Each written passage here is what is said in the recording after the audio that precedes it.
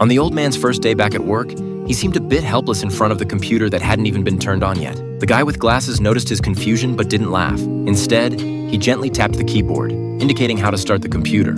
However, it was this seemingly outdated old man who was assigned to work under the founder, Amy. When Assistant Jack received a call from Amy's secretary, he finally got the work arrangement he had been looking forward to for so long. Amy notified Jack to come to the office. Jack thought he would receive some substantive work tasks, but Amy's words surprised him. Recruiting elderly interns was only to convey positive energy to society. In fact, no work content had been prepared for Jack. Amy had even considered assigning Jack to other less demanding departments, but Jack firmly refused. He came here to do something within his capabilities, hoping to make some contributions to the company through his efforts.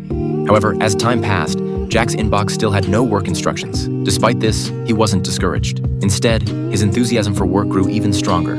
As long as Amy was still at the company, Jack didn't hesitate to stay overtime. He used his free time to actively communicate with colleagues and gain an in-depth understanding of the company's business situation. Whenever someone needed help, he was always the first to lend a hand. Although Amy was usually busy with company affairs and didn't pay much attention to Jack's specific work, she was still moved by Jack's work enthusiasm, gradually leaving a deep impression on her. That night, Jack received a call from Amy's secretary, asking him to take Amy and her daughter to school early the next morning, and specifically instructing him to wait in the car after ringing the doorbell. The next day, Jack arrived at Amy's house on time and was about to walk away after ringing the doorbell. At this moment, Amy's husband came to open the door and invited Jack inside. Jack couldn't refuse, so he came into Amy's house. The moment Amy saw Jack, her surprised eyes said it all.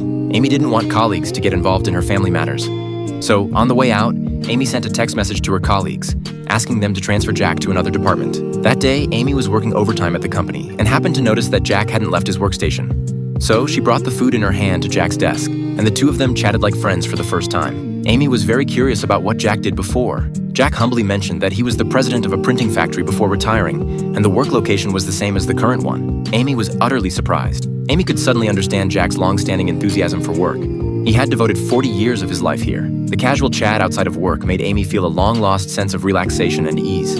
Amy could sleep in the car without restraint. This was an experience she had never had before. She knew that with Jack's company, she could let go of all the pressure and enjoy a moment of peace and tranquility. The next morning, Amy was in an unusually good mood. But after getting in the car, she found that the driver was no longer Jack. Surprised, she suddenly realized that she had transferred Jack away 2 days ago. Amy began to regret it.